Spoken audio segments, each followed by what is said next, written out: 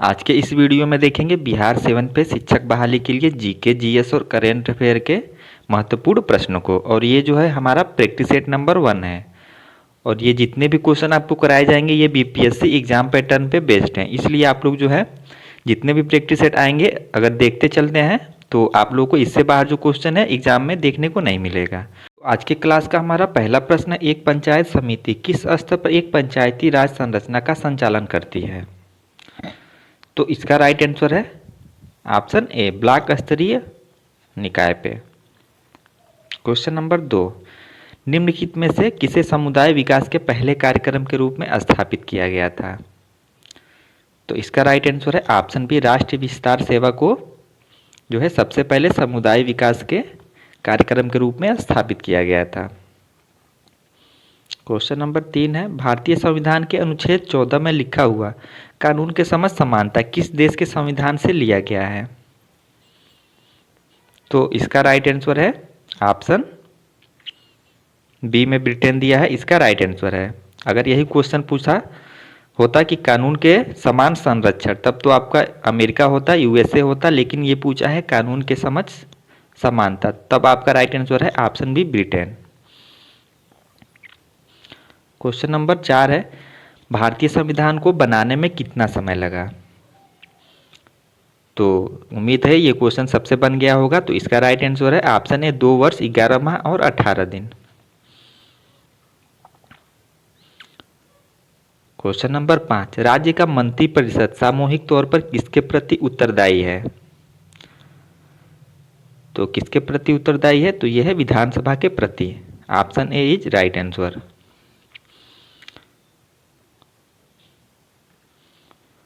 Next question है, आपको कथन दिया गया है और क्वेश्चन पूछा है 73वें संविधान संशोधन के बाद विकेंद्रीकरण किया गया। तो किसका विकेंद्रीकरण किया गया था? पहला कथन है निर्णय लेने की शक्तियों का, दूसरा कथन है पूर्ण व्यवस्था का, तीसरा कथन है न्यायिक शक्तियों का और चौथा कथन है प्रशासनिक शक्तियों का। और 4 ऑप्शन दिए हैं, तो आपको बताना है इसमें से कौन सा जो ऑप्शन है वो सही है। तो इसमें जो पहला कथन निर्णय लेने की शक्तियों का, तो इसका विकेंद्रीकरण किया गया था। उसके बाद पूर्ण व्यवस्था का, न्यायिक शक्तियों का नहीं किया गया था। फिर ऑप्शन कथन 4 है प्रशासनिक शक्तियों का, तो ये भी सही है, यानी पहला, दूसरा और चौथा सही है। तो कौन से ऑप्शन में दिया गया है? तो ऑप्शन सी में है केवल 1, 2 और 4, तो इसका राइट आंसर है ऑप्शन सी। क्वेश्चन नंबर 7 है, राज्यसभा में प्रतिनिधित्व में शामिल हैं। तो क्या क्या शामिल हैं? तो ऑप्शन ए, भारत के राष्ट्रपति द्वारा मनोनीत सदस्य, ये भी शामिल हैं। ऑप्शन बी में है नागरिकों द्वारा सीधे चुने गए सदस्य, तो ये नहीं शामिल हैं। और ऑप्शन सी में है अप्रत्यक्ष रूप से नागरिकों द्वारा उनके प्रतिनिधित्वों के माध्यम से चुने गए सदस्य, तो ये भी शामिल होते हैं। तो इसका राइट आंसर हो गया ऑप्शन डी, उपयुक्त में से एक से अधिक।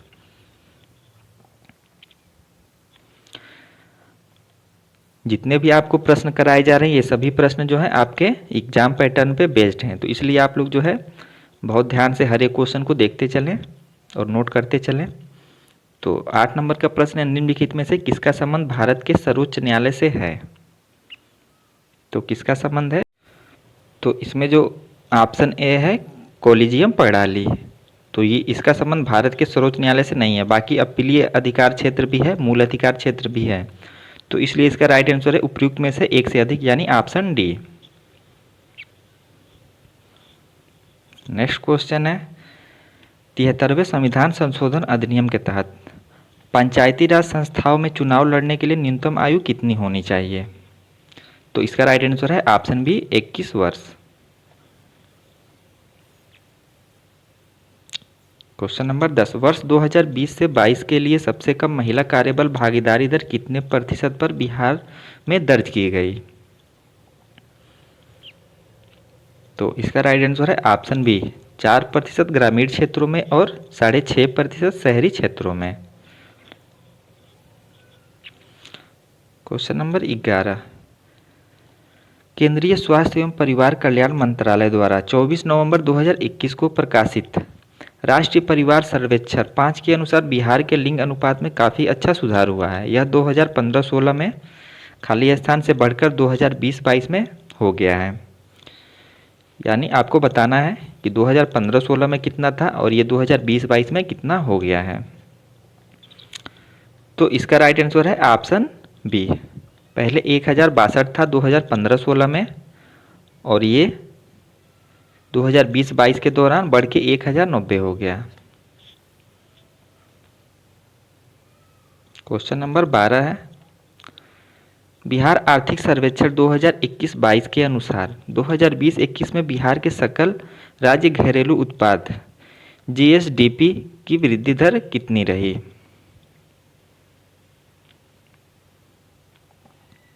तो इसका राइट आंसर है ऑप्शन ए 2.5%।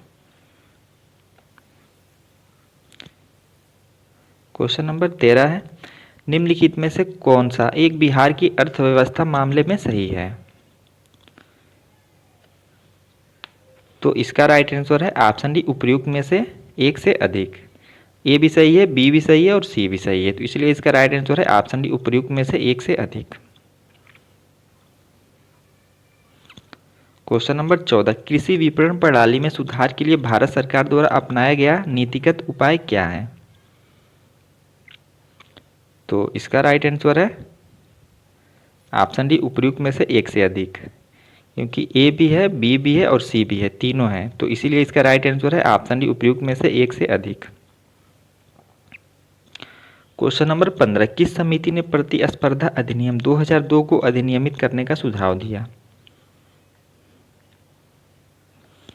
तो इसका जो सही उत्तर है ये है ऑप्शन सी, एसवीएस राघवन समिति ने जो है प्रतिस्पर्धा अधिनियम 2002 को अधिनियमित करने का सुझाव दिया। 16 नंबर के प्रश्न में आपको दो सूची दिया गया है और आपको मिलान करना है। ऑप्शन ए में दिया है धूसर क्रांति, तो इसका संबंध होता है जो चौथे ऑप्शन में है उर्वरक फर्टिलाइजर से।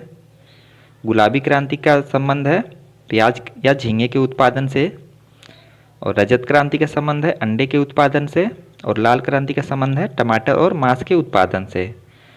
तो ए का 4 और बी का हो गया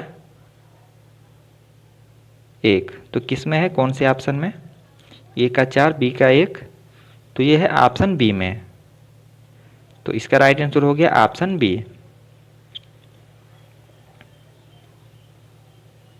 क्वेश्चन नंबर 17, निम्नलिखित में से कौन सी पंचवर्षीय योजना मानव संसाधन विकास पर केंद्रित थी?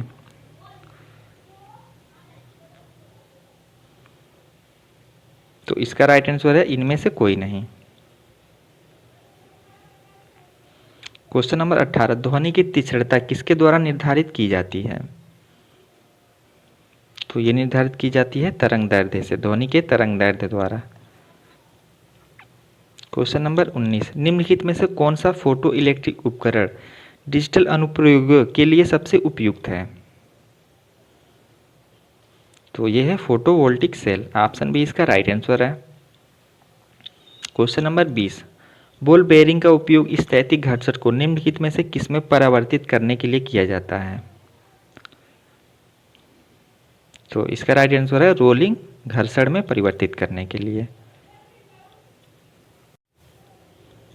क्वेश्चन नंबर 21, फुटबॉल के खेल में एक गोलकीपर फुटबॉल को गोल में पकड़ने के बाद अपने हाथों को पीछे की ओर खींचता है, यह गोलकीपर को किस प्रकार सक्षम बनाता है?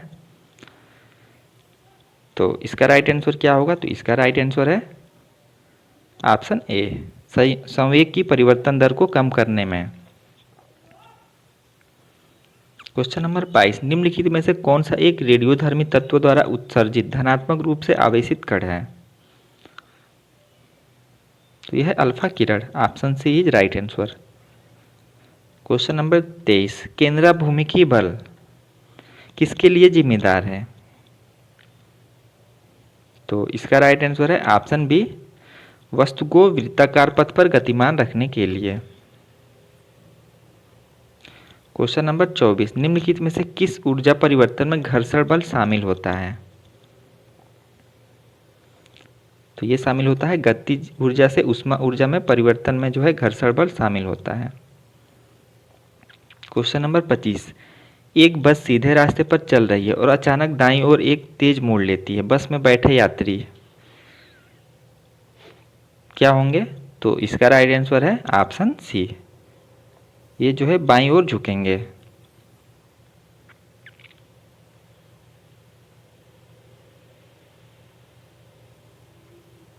नेक्स्ट क्वेश्चन है, एक संगीत कार्यक्रम में ऑर्केस्ट्रा बजाने से पहले एक सितार वादक तनाव को समायोजित करने की कोशिश करता है और स्ट्रिंग को उपयुक्त रूप से बांधता है। ऐसा करके वह क्या ठीक करने की कोशिश करता है? तो इसका राइट आंसर है ऑप्शन ए, अन्य वाद्य यंत्रों की आवृत्ति के साथ सितार स्ट्रिंग की आवृत्ति को ठीक करने की कोशिश करता है। क्वेश्चन नंबर 27, पदार्थ के एक रूप का कोई निश्चित आकार नहीं होता है, लेकिन इसका एक निश्चित आयतन होता है। पदार्थ के इस रूप का एक उदाहरण है। तो इसका उदाहरण है मिट्टी का तेल, ऑप्शन सी। क्वेश्चन नंबर 28, कुछ धातु ऑक्साइड अम्ल और क्षार के साथ अभिक्रिया कर नमक और पानी बनाते हैं। इन्हें उभयधर्मी ऑक्साइड कहते हैं। और आपसे पूछा है कि इनमें से उभयधर्मी ऑक्साइड के उदाहरण कौन से हैं? तो इसमें जो उभयधर्मी ऑक्साइड है वो हैं Al2O3 और ZnO।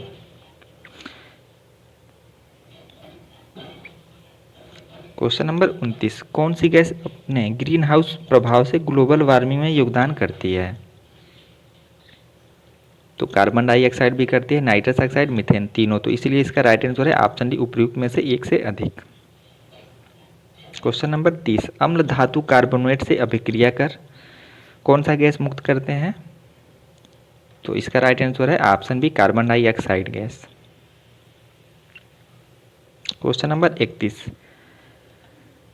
HOOCOOH को कौन सा अम्ल कहा जाता है? तो इसे कौन सा अम्ल कहा जाता है? तो इसे कहते हैं ऑक्जेलिक एसिड। क्वेश्चन नंबर 32, पहला तैरता हुआ सौर ऊर्जा संयंत्र बिहार में किस स्थान पर बनाया गया है? तो ये बनाया गया है कदीरबाग, दरभंगा। क्वेश्चन नंबर 33, वर्ष 2019-20 के आर्थिक सर्वेक्षण के अनुसार किस जिले की प्रति व्यक्ति आय सबसे कम है? तो इसका राइट आंसर है option B, Sheohar. Question number 34, वर्ष 2020-21 के लिए NITI Aayog SDG sustainable development goal report के अनुसार बिहार राज्य का स्कोर कितना रहा? तो कितना था? तो इसका राइट आंसर है 100 में से 52, option A. Question number 35, Khelo India महिला टूर्नामेंट में पहली बार किस खेल को शामिल किया गया है? तो शामिल किया गया है ट्रैक साइकिलिंग को, ऑप्शन सी इसका राइट आंसर है। क्वेश्चन नंबर 36, निम्नलिखित में से किसे अगस्त 2022 में भौगोलिक संकेतक GI टैग से सम्मानित किया गया है? तो ये किया गया है मिथिला मखाना को, ऑप्शन ए इसका राइट आंसर है।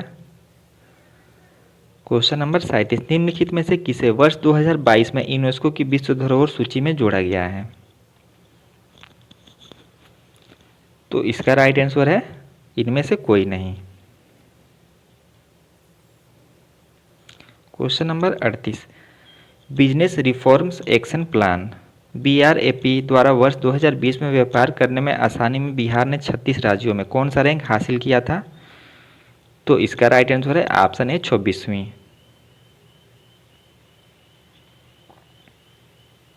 क्वेश्चन नंबर 39, 28 नवंबर 2022 को मुख्यमंत्री नीतीश कुमार द्वारा गंगा जल आपूर्ति योजना का उद्घाटन किस स्थान पर किया गया था? तो ये किया गया था बोधगया में, ऑप्शन ए इसका राइट आंसर है। क्वेश्चन नंबर 40, निम्नलिखित में से किस एसोसिएशन बोर्ड ने अक्टूबर 2022 में पुरुष और महिला खिलाड़ियों के लिए समान वेतन की घोषणा की? इसका राइट आंसर है ऑप्शन सी, भारतीय क्रिकेट कंट्रोल बोर्ड ने जो है पुरुष और महिला खिलाड़ियों के लिए समान वेतन की घोषणा की है। क्वेश्चन नंबर 41, पिछले 10 वर्षों में राज्य का शहरीकरण बहुत तेजी से बढ़ा है। 2011 की जनगणना के अनुसार बिहार में शहरीकरण का स्तर कितना प्रतिशत था, जो वर्तमान में कितना प्रतिशत हुआ है? तो इसका राइट आंसर है 2011 की जनगणना के अनुसार था 11.3%। अब अभी वर्तमान में हो गया है 15.3%।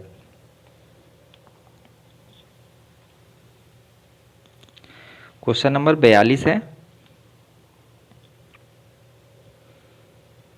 निम्नलिखित में से किस केंद्रीय मंत्रालय ने हाल ही में 2022 में युवा 2.0 योजना का शुभारंभ किया? किस केंद्रीय मंत्रालय ने? तो ये किया था शिक्षा मंत्रालय ने। क्वेश्चन नंबर 43, गृह मंत्रालय ने नवंबर 2022 को देश की कितनी भाषाओं की फील्ड वीडियोग्राफी के साथ भारतीय मातृभाषा सर्वेक्षण कार्य को पूरा किया है? तो इसका राइट आंसर है 576। टोटल 576 भाषाओं को फील्ड वीडियोग्राफी के साथ सर्वेक्षण किया है। क्वेश्चन नंबर 44, निम्नलिखित में से किस समिति ने 1 जनवरी 2026 से पूर्ण मूल्य निर्धारण स्वतंत्रता की सिफारिश करते हुए गैस मूल्य निर्धारण पर एक रिपोर्ट प्रस्तुत की है? तो इसका राइट आंसर है ऑप्शन सी, किरीट पारिख समिति ने। क्वेश्चन नंबर 45, निम्नलिखित में से किस शहर को स्वच्छ सर्वेक्षण 2022 के अनुसार 5 सितारा कचरा मुक्त शहर रैंक से सम्मानित नहीं किया गया है? तो इसका राइट आंसर है उपयुक्त में से कोई नहीं, ऑप्शन ई। क्वेश्चन नंबर 46, प्रधानमंत्री ने निम्नलिखित में से किस स्थान पर पहला ग्रीनफील्ड हवाई अड्डा डोनीपोलो हवाई अड्डे का उद्घाटन किया? तो इसका राइट आंसर है ईटानगर।